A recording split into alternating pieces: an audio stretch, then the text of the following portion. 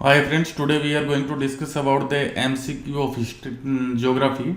Chapter is Human Environment Interactions, the Tropical and the Subtropical Region.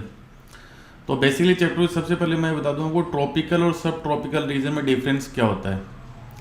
Six class में यदि आपने पढ़ा हो तो नॉर्मली जो जब हमने वहाँ पे यदि आपको याद हो तो अर्थ को इस प्रकार से हमने स्फेरिकल में डिवाइड किया था राउंड में। तो राउंड में फिर हमने बात की थी यहाँ पे होती है आपके 0 डिग्री पे इक्वेटर, उसके बाद आपका होता है 23.5 डिग्री पे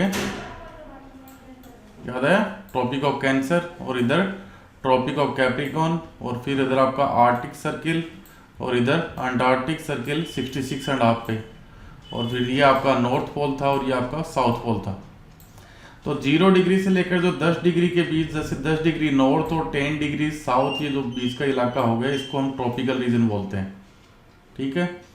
और यहाँ 23 डिग्री को यदि आप देखोगे तो इससे इस साइड में 10 डिग्री और इस साइड में 10 डिग्री का जो पार्ट है दोनों ही साइड में ट्रॉपिक ऑफ कैंसर और ट्रॉपिक ऑफ कैप्रिकॉन, तो उसको हम बोलते हैं सब ट्रॉपिकल रीजन, ठीक है।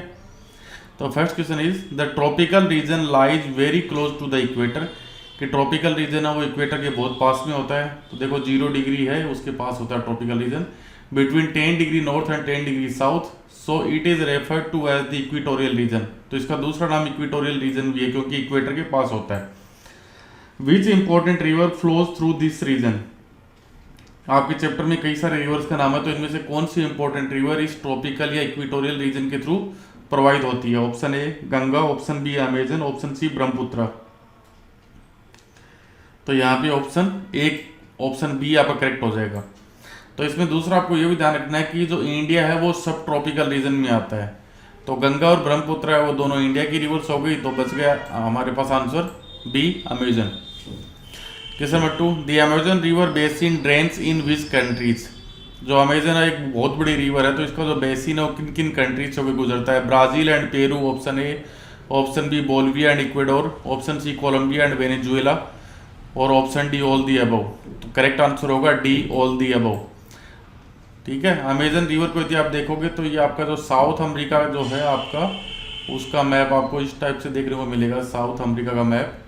तो ये रिवर इस प्रकार से ऊपर से होकर नीचे की साइड आ रही है। तो यहाँ पे सबसे ऊपर आपका वेनेजुएला हो जाता है, उसके बाद आपका इक्वेडोर हो जाता है, फिर इस साइड में यहाँ पे बोलिविया भी आपको मिल जाता है, फिर इधर इस साइड में आप देखोगे तो पेरू का कुछ पार्ट आपको मिल जाएगा, फिर यहाँ पे आपको ब्राजील का कुछ पार्ट मिल जाता है। तो अमेजन रिवर है वो इस प्रकार से इन सारी कंट्रीज से होते हुए प्रवाहित होती है। तो correct answer will be all the above.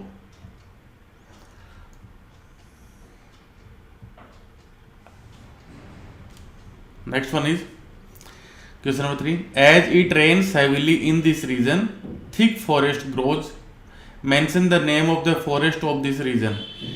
ये जो आपके ट्रॉपिकल रीजन की बात कर रहा है वहाँ की बात है कि इस ट्रॉपिकल रीजन में जो रेन, आपको हमेशा पता होगा कि इक्वेटोरियल रीजन होता है, वहाँ पे इक्वेटर के ऊपर 24 आवर्स में एक बार रेनफॉल जरूर होता है। तो यहाँ पे रेनफॉल बहुत हैवी होता है इस रीजन में, तो जिसके कारण बहुत ही थिक फॉरेस्ट यहाँ पे ग्रो होते हैं। तो यहाँ पे जो फॉरेस्ट ग्रो होते हैं उनको क्या बोला जाता है। Option A rain forest, option B deciduous forest, option 3 tundra vegetation. तो correct option will be rain forest. दूसरा नाम इसका हम देते हैं, यदि आपने पढ़ा हो तो चैप्टर 6 क्लास में 6 चैप्टर यदि आपको याद हो, वहाँ पे हमने 6 टाइप ऑफ फॉरेस्ट को डिस्कस किया था, ठीक है।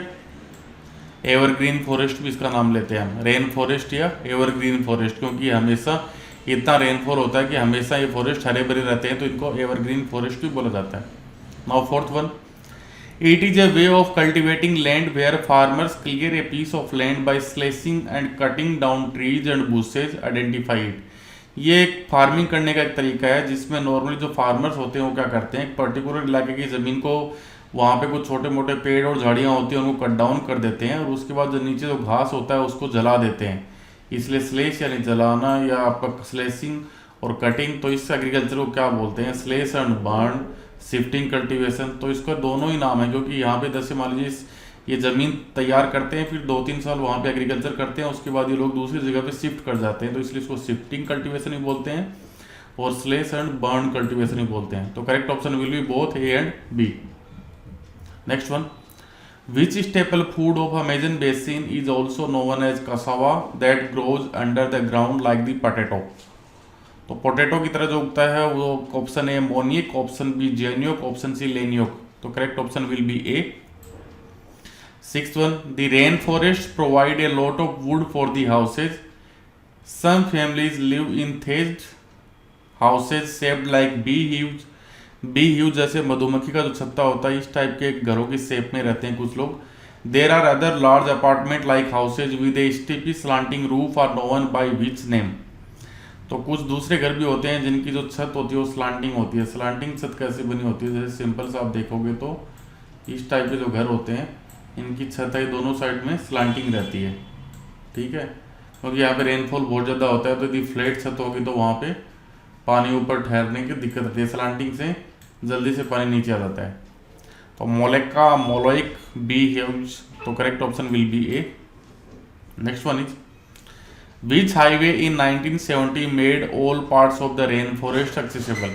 तो रेन फॉरेस्ट के सभी पार्ट में जाने के 1970 में वहाँ पे एक हाईवे बनाया गया, उसका नाम क्या है?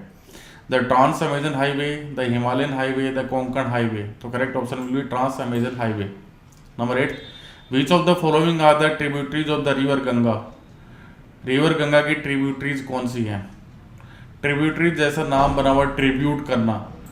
देखिए ये एक मेन रिवर होती है, इस रिवर में अलग अलग रिवर्स आती हैं, वो अपना पानी डाल रही हैं, वो उसका हो गया ट्रिब्यूटरीज, ठीक है।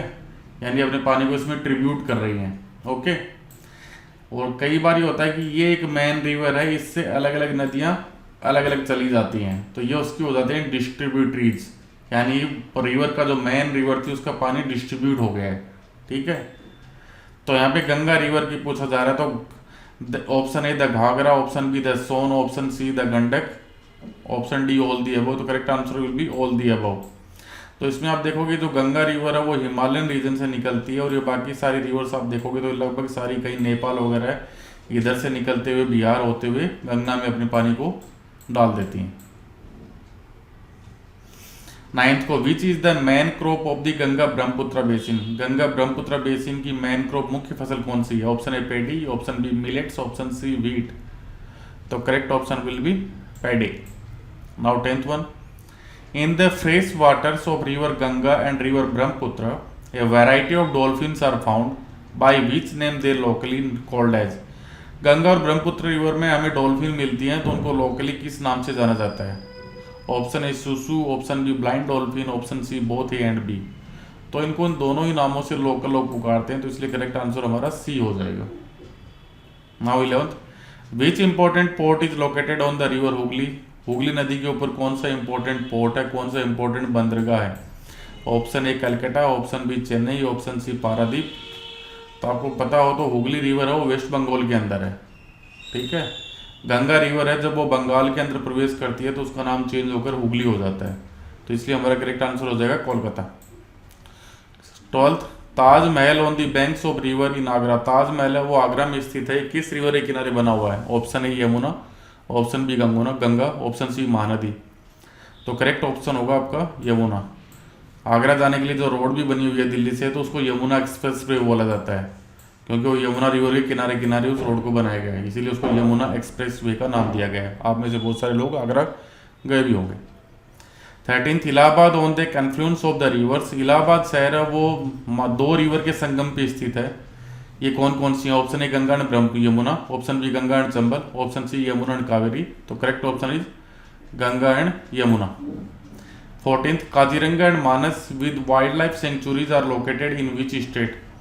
काजीरंगा और मानस जो कि भारत के जो इंपॉर्टेंट वाइल्ड लाइफ सेंचुरीज हैं, जहाँ पर वाइल्ड लाइफ एनिमल्स को प्रोटेक्ट किया जाता है, वो किस स्टेट में है? Option A Assam, option B West Bengal, option C Tamil Nadu. तो correct option is Assam. 15th, Imambara is located in which city. Imambara जो कि भारत का एक फेमस दर्शनीय स्थल है, वो किस शहर में स्थित है? Option A Lucknow, option B Pune, option C Mumbai. तो इमामबाड़ा है वो वहाँ के नवाब के द्वारा बनवाया गया था, तो ये लखनऊ के नवाब के द्वारा बनवाया गया था, लखनऊ में।